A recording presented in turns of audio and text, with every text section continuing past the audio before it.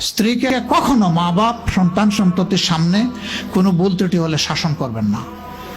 একা নিয়ে বুকে জড়িয়ে ধরে তার সমস্ত নেক কাজের স্বীকৃতি দিয়ে তারপরে বলবো যে এরকম একটা বিষয় আমি দুঃখ পাই নাই, তবে আমি চাই যে এটা তুমি কারেকশন করে নাও এবং আমি আল্লাহর দরবারে তোমার জন্য দোয়া করব।